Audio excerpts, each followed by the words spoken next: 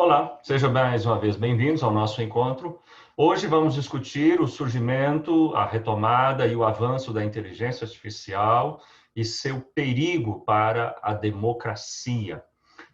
Você talvez já está muito acostumado ao navegar em sites, em blogs ou nas suas próprias redes sociais e perceber que na medida em que você se interessa por um objeto, por um produto, obviamente aquilo começa a ser replicado e enviado para você com uma série enorme e constante de publicidade. Todos nós já nos acostumamos a esta falta de privacidade e, para alguns, esta invasão. O que talvez boa parte das pessoas desconhecem é que a capacidade da inteligência artificial predizer comportamentos, traçar perfis psicográficos e, principalmente, fornecer ao Estado ou às empresas informações vitais sobre os cidadãos é que talvez muitas pessoas desconhecem. Reflita comigo. É muito provável que uma mulher, estando nas suas primeiras semanas de gravidez e ainda não tendo percepção disso, ela pode ser levada a visitar determinados sites, conteúdos que versem sobre a maternidade, sobre bebês. E isso muito antes dela ter noção. Empresas podem, a partir daí, lhe enviar produtos, sugestões de compras, sem ela mesma estar sabendo. É algo que também nós conhecemos. O que talvez é muito ainda desconhecido por boa parte da população é que já há tecnologias capazes de detectar o nosso interesse e predizer, talvez, o nosso comportamento. Principalmente aquelas tecnologias que já têm condição, em alguns dispositivos, obviamente, na medida em qual o campo da tela você fixa os olhos. Imagine um indivíduo diante de uma tela dessa, passando pela experiência de talvez assistir um comercial sobre cerveja na praia, um comercial com garotas e com rapazes. Ele pode demorar mais tempo observando as garotas, se for um indivíduo de orientação heterossexual, e pode ter o seu olhar desviado para os rapazes se esse indivíduo tiver uma orientação não heterossexual, um homossexual. Já há tecnologia disponível, este é apenas um dos exemplos, para perceber a imensa quantidade de indivíduos que são de orientação heterossexual e aqueles indivíduos que são de orientação homossexual. Qual é o risco de toda essa tecnologia? Imagine este poder nas mãos de um Estado totalitário, imagine este poder nas mãos de corporações, imagine este poder em estados cujas democracias estão se deteriorando ou que não são ainda plenamente desenvolvidas. Nós falamos do fim da vida privada, nós falamos de um enorme potencial de controle que algumas empresas, alguns estados passam a se concentrar, e isso, obviamente, com a diminuição da capacidade do cidadão de tomar suas próprias escolhas. Enfim, o que nós queremos discutir nessa aula é justamente este aspecto da inteligência artificial aplicada às campanhas, às eleições, e se isso constitui uma enorme ameaça à democracia e, no caso de alguns estados, uma possibilidade de um ressurgimento ou de um fortalecimento de sistemas totalitários, para não falarmos, obviamente, de inspiração fascista. Mas vamos verificar isso um pouco melhor, compreendendo, principalmente os últimos eventos que nos permitem fazer esta reflexão, Então, de que modo nós podemos pensar na inteligência artificial, aí no caso, com relação à democracia? Nós podemos fazer, então, uma espécie de ligação entre a inteligência artificial, o uso dessas predições, da enorme capacidade da ciência de dados e os sistemas de inspiração fascista? é uma teoria, é uma tese de Yuval Harari, quando ele afirma que há uma possibilidade de um enorme poder e de uma enorme tentação sobre controle dos indivíduos, né? Então, nós estamos falando de uma enorme capacidade de vigilância. Nós acabamos de citar um exemplo, o Reino Unido testou há pouco tempo a reconhecimento facial, né? A legislação daquele país não permitiu que a polícia utilizasse, mas o país já tem tecnologia através de uma enorme possibilidade de mapear rostos, de fazer controles em grandes multidões e prever a presença de terroristas. A capacidade de predição e controle do comportamento é uma arma extremamente perigosa, né? A outra preocupação é o fim da privacidade, né? A gente quase não pode mais falar que temos vida privada. Os cidadãos, então, eles precisam, né, dentro dessa nova sociedade tecnológica, se preocupar com seus dados, se preocupar onde trafega, a maneira como utiliza muitos dos serviços aparentemente gratuitos, mas que podem esconder ameaças ou vigilância eletrônica no cyberespaço, né? As suas práticas no espaço de consumo e, obviamente, as suas ideologias e até mesmo, como nós falamos, a sua orientação sexual. No caso da ideologia, muitas vezes a pessoa posta conteúdos e não faz ideia de que está sendo vigiada, cooptada para participar de campanhas ou pode estar se debatendo com um robô, né?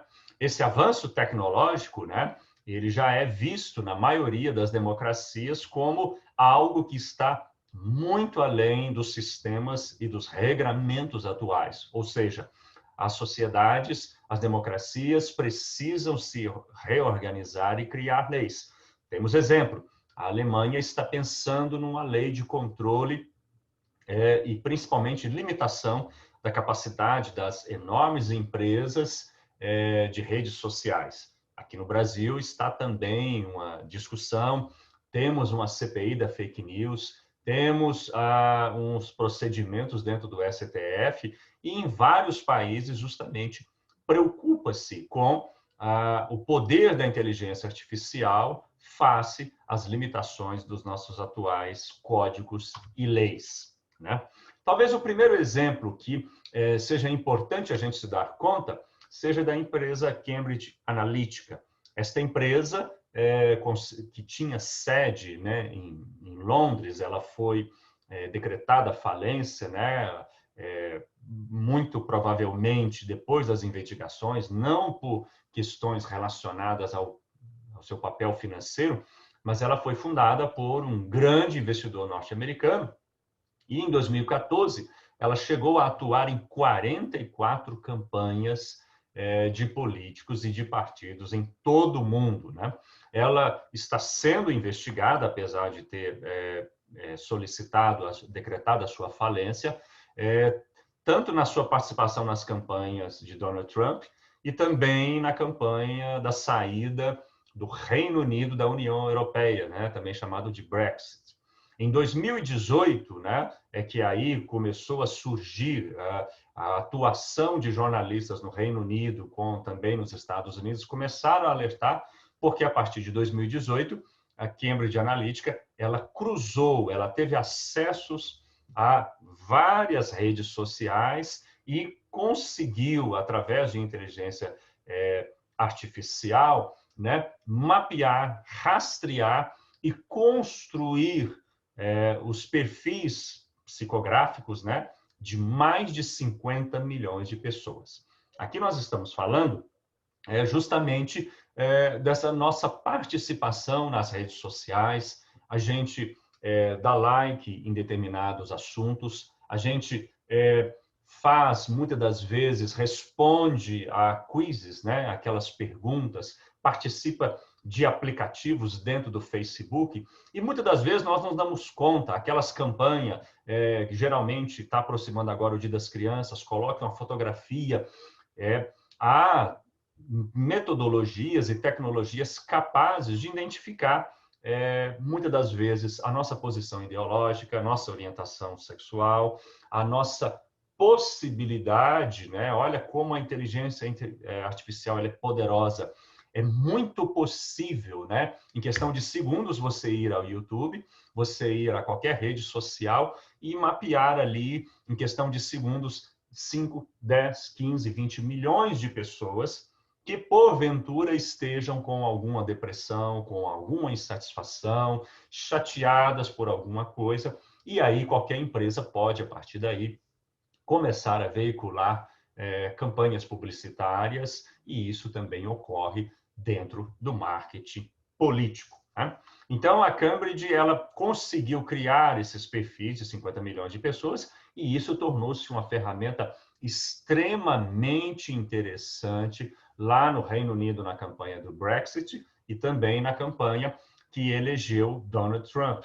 E aí é que entra o grande perigo, porque a partir desses perfis psicográficos foi possível criar uma série de conteúdos, muitas das vezes fundados em fake news, como nós já discutimos aqui, conteúdos falsos, conteúdos que tinham a capacidade, a partir desse rastreamento desses perfis psicográficos, atingir insatisfeitos, desempregados, descontentes, pessoas que estavam revoltadas com a presença de imigrantes na economia. Foi possível mobilizar uma enorme opinião pública e, na maioria das vezes, até com informações falsas. No Reino Unido, para se ter ideia, foi veiculado uma série de mentiras, uma série de afirmações dizendo que a Turquia iria entrar para a União Europeia, o que nem passa de perto das discussões da União Europeia, ou que milhões e milhões de refugiados estavam se instalando, ou de pessoas que são da comunidade islâmica dentro de determinadas cidades do interior, seja da Irlanda ou seja da Inglaterra, o que é absurdo, porque nessas cidades verificou-se que não tinha sequer, né, em algumas delas, cidades muito pequenas, a presença de estrangeiros. E toda essa capacidade, né, de manipulação, né, e de sugestionamento é que foi constatado, o que determinou não só a vitória, né, da campanha do Brexit, né, do lado que queria deixar a União Europeia, como também foi determinante e inverteu, em questão de poucos dias, Hillary Clinton, né, que disputava com Trump na época, 2016, estava alguns bons pontos à frente, com a larga vantagem nas pesquisas de opinião até, mas esse jogo virou com toda essa força. O Facebook também teve uma enorme participação, porque de onde a Cambridge Analytica tirou os seus dados, né? Foi uma outra descoberta que seguiu-se logo após o vazamento dessa atuação considerada por todos os tribunais na União Europeia, em Londres e também nos Estados Unidos, negativa, perversa, antidemocrática da Cambridge Analytica como empresa que prestou esses dados e essa assessoria e esses conteúdos. O Facebook foi a rede social que mais ofereceu e permitiu, né, dados, né, acesso aos nossos perfis, né? Você imaginar que o Facebook tem hoje algo por volta de 2,5 bilhões de usuários em todo o mundo, isso é quase metade da população mundial, e nós não temos, né? A gente não tem essa privacidade. Então, todos os nossos dados são expostos, né? Inclusive coisas que muitas das vezes não fazem sentido de chegar, seja ao Estado, seja às empresas ou a quem quer que seja, né? Essa estratégia, nós já comentamos, né? São aqueles quizzes, são aquelas campanhas, também ali onde você dá like, dislike, e aí a inteligência artificial consegue fazer o cruzamento do que você gosta, do que você não gosta, qual é a sua ideologia partidária, ou se porventura, dependendo daquilo que você escreve, se você foi mais afetado pela pandemia, pela queda na economia, por aquela ou outra política, e, né, o Facebook acabou, depois de uma enorme pressão, o Mark Zuckerberg, né, o seu presidente, assumindo que vazou, né, informações de perfis de mais de 87 milhões de usuários, né? O curioso é que houve uma tentativa da diretora da Cambridge Analytica, na época, de atuar aqui também no Brasil. Mas justamente como a nossa campanha ela é diferente no prazo, né? Cerca de mais ou menos 2 anos depois, quando houve essa tentativa desse oferecimento de serviços pela Cambridge, né, com informações vazadas do Facebook, já estava surgindo as denúncias, todo um dossiê, e aí, aqui no Brasil também, principalmente o Ministério Público de Brasília, já começava a atuar por causa de outros detalhes, não foi possível esses acordos continuarem, né? Teríamos visto coisas ainda mais perversas. E talvez no nosso campo interno, né, a discussão que está aí posta, colocada, relacionada às fake news e as empresas e os profissionais de tecnologia que estiveram atuando livremente nas últimas eleições. A gente tem que falar aqui não apenas do atual governo, mas do governo, da tentativa do candidato também, que hoje é oposição, o partido da esquerda, ele também utilizava parte desses serviços, criar blogs com aparência jornalística, enviar por meio de robôs, comprar perfis falsos, né? Qualquer pessoa hoje pode contratar, você pode se tornar uma celebridade, você compra 1 milhão de seguidores, né? Não existem, são robôs, mas do mesmo modo, esses robôs veiculam fake news, esses robôs conversam com as pessoas e talvez, provavelmente, você já deva ter discutido, confrontado com a máquina, né? Não, você é de esquerda, você é de direita, você não pode fazer isso, não pode fazer aquilo, quando, na verdade, você estava discutindo com o robô.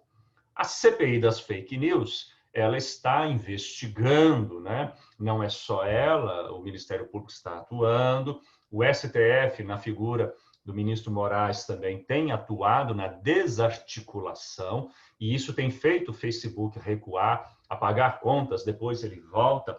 E essas fake news muito fortes nesses últimos anos, né? Eles são responsáveis por ataques cibernéticos, né, contra a democracia, contra a legislação, o regramento, o debate público, utilização larga de perfis falsos dentro dessas eleições, a prática de cyberbullying, né? Então, houve desmesuradamente ataque a pessoas para fora daquilo que é do jogo político, né? Com exposição, muitas das vezes com fotomontagem e uma série de questões bastante perigosas. E também aliciamento e orientação de crianças para crimes de ódio e de suicídio, né? Então, o que é muito comum, o que se tem percebido, né, em todos esses mecanismos, né, o que a gente começa a verificar. Primeiro é que tem exponencialmente dado a determinados grupos um poder gigantesco.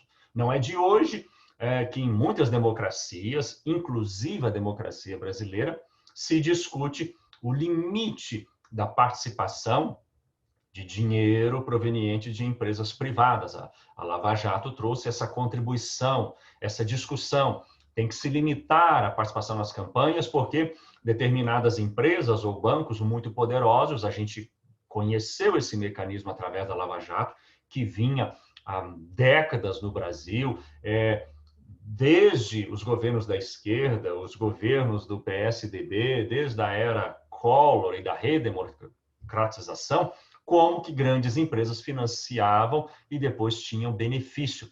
E isso é um atentado para o liberalismo, para a economia, porque você concentra poder tanto para as empresas que estão sendo beneficiadas, quanto para os partidos e políticos que estão ali negociando essa possibilidade. Então, Se a gente pensar no que Cambridge Analytica e Facebook permitiram, você vai reconhecer, tem um documentário falando, você tem informações, você tem vídeos no TED, demonstrando como que grandes investidores norte-americanos e também do Reino Unido tiveram um grande interesse na saída do Reino Unido da União Europeia. E, obviamente, interesses particulares, não interesses nacionais.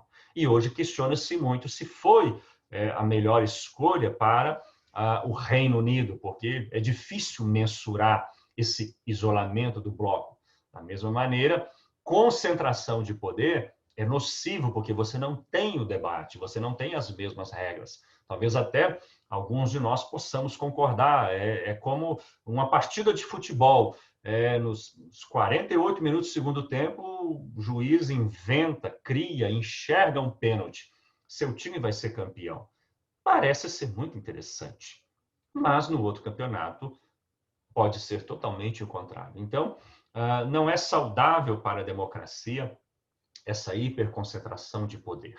Não é saudável para os direitos humanos, para a noção de cidadania, que o Estado saiba quem é homossexual, quem é hétero, quem é favorável a determinada política, quem é de esquerda, quem é de direita, quem está com raiva, quem protesta, quem fala mal. É preciso que haja limites do controle do Estado na vida dos cidadãos. Isso já ocorre em alguns países extremamente, digamos assim, afeitos a totalitarismo. Nós sabemos que empresas de comunicação, empresas de tecnologia como o Google e tantas outras têm limites e barreiras em determinados estados totalitários. Imagine esses estados totalitários fazendo uso, né? Olha como foi reconhecida, provada a participação de hackers, e não só de hackers, mas do Estado russo nas eleições norte-americanas que elegeram Donald Trump. Olha a ameaça que nós temos. E talvez a gente possa falar, além da vigilância, além da hiperconcentração de poder, imaginou o Facebook, Google, se aliando com determinados mega empresários. Essas empresas já são poderosíssimas. Elas já têm capital, muitas das vezes, superior ao PIB de continentes. Imagine essas empresas com tamanho poder. E, por último, talvez muito comum aqui em voga, no caso brasileiro, mas também foi lá no Brexit, foi em Mianmar, foi nos Estados Unidos, e que tem sido muito crescente nessas manifestações, nessa extrema polarização que estamos assistindo na sociedade norte-americana. Aqui não é o contrário. Esses mecanismos têm, para um uso político, usado e abusado de campanhas de ódio e de medo. Essa, digamos assim, essa chuva de conteúdo tem replicado em uma parcela da sociedade os seus sentimentos, né? A manutenção do seu sentimento de ódio, de insatisfação, e que nós verificamos justamente no comportamento, na ponta dos indivíduos, no comportamento de determinadas pessoas, policiais. Percebam, né? É preciso verificar muito claramente isso, que isso pode estar atrelado a uma política de governo, isso pode estar atrelado a campanhas de ódio sendo disseminados pelas redes sociais. Mas repare como tem sido comum denúncias de racismo, né? Como tem sido comum conflitos, né? O aumento nos últimos anos, você pode verificar isso em São Paulo, no Rio de Janeiro, que que tem declaradamente, pelo menos até o momento, porque o atual governador está sendo colocado em impeachment, mas ele criou uma política de estímulo ao assassinato de pessoas ligadas ao crime, né? Então, aquela famosa frase, mira na cabecinha. E agora, esse mesmo governador está totalmente envolvido em corrupção. Então, é preciso que se perceba né? E muitos teóricos da comunicação política e também do campo da história e da filosofia têm alertado que a inteligência artificial, essa capacidade de predizer comportamento e influir nesses comportamentos, nessa possibilidade de traçar perfis psicográficos, ou seja, reconhecer quem na sociedade está chateado, quem está revoltado, quem tem tendências de um pensamento de extrema direita ou de extrema esquerda, os indivíduos que podem ser mobilizados para participar de campanhas de ódio, de mobilizações, quaisquer que sejam, como que isso é extremamente perverso, perigoso para o todo da sociedade. Então, não importa quem está ganhando, a grande questão é preciso que os estados democráticos limitem o poder desses grandes conglomerados de tecnologia da informação. É preciso rever o poder de WhatsApp, de Facebook, né? O WhatsApp pertence ao Facebook. É preciso ter controle, a profissão de cientista de dados precisa ser acompanhada com bastante cautela, e as democracias, pelo menos no mundo ocidental, nós aqui, obviamente, sabemos que para muitos países o pensamento liberal não faz sentido, as ideias de direitos humanos, de democracia, não fazem o menor sentido em sociedades totalitárias, extremistas, mas o mundo ocidental precisa se organizar para que não ocorra mais situações de manipulação de dados, né, de invasão de perfis e desse sugestionamento em massa em quaisquer eleições, né? A gente reconhece que é do jogo político de qualquer eleição utilizar todos os meios disponíveis de panfletagem e divulgação, seja o impresso, rádio, televisão, a internet e, obviamente, a participação nas redes sociais. Mas isso precisa ser controlado por um Estado, né? Obviamente, sem o prejuízo da liberdade de expressão. Mas liberdade de expressão, né, que usa dados, que usa falsidade, liberdade de expressão que detrata a honra das pessoas, que usa fake news, liberdade de expressão que ataca a própria democracia, os nossos pilares e ataca o conceito de liberdade de expressão, tem que ser banidos de toda e de qualquer sociedade. É isso. Esteja atento às suas redes sociais, esteja atento como que você se relaciona nesse campo e, principalmente, vamos adaptar as nossas legislações, vamos adaptar a nossa vida à modernidade para que aquilo que foi saudado no início da internet como uma grande ampliação de uma esfera e de um espaço público, como a quebra de um vetor hierárquico vertical para uma ampliação totalmente horizontalizada da participação popular, não se torne justamente naquilo que nos divide, naquilo que nos coloca se somos de direita, se somos de esquerda, se somos brancos, se somos negros, se somos de determinada confissão ou posição ideológica. É isso.